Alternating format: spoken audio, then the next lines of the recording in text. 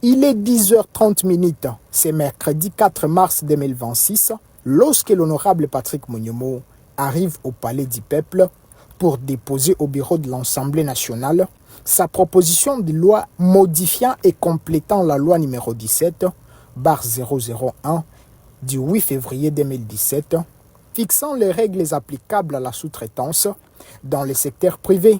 Sur les 33 articles que compte la loi actuellement en vigueur, l'honorable Patrick Monyomo en a modifié 18 et a inséré plus de 45 nouveaux articles afin de renforcer la clarté, la précision juridique et l'efficacité opérationnelle du dispositif légal.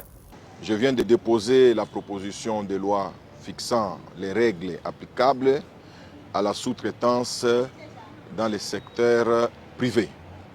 Comme vous le savez, pour le chef de l'État, parmi ses priorités, c'est aussi la création de l'emploi aux jeunes Congolais, mais aussi la protection, n'est-ce pas, de la main-d'œuvre congolaise.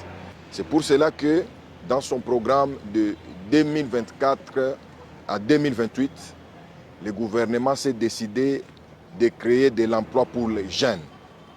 Pour arriver à cela, il faut des réformes rigoureuses. À travers ces innovations majeures, cette proposition de loi s'inscrit dans la vision du chef de l'État, son Excellence Félix-Antoine Tshisekedi Tshilombo, qui a fait de la création de l'emploi pour les jeunes Congolais et de la protection de la main-d'œuvre locale son cheval de bataille. Elle s'aligne également sur son ambition légitime de voir émerger les nouvelles générations de millionnaires congolais.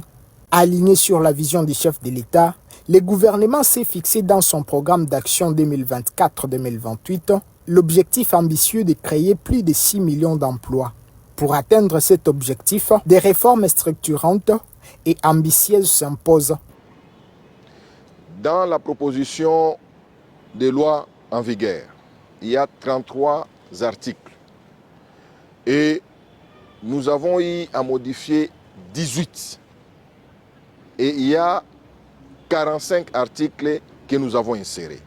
Et donc, cette proposition de loi va répondre à la préoccupation de la population. La présence de la proposition de loi dite la loi Monyomo D constitue une des réponses concrètes à cette ambition nationale.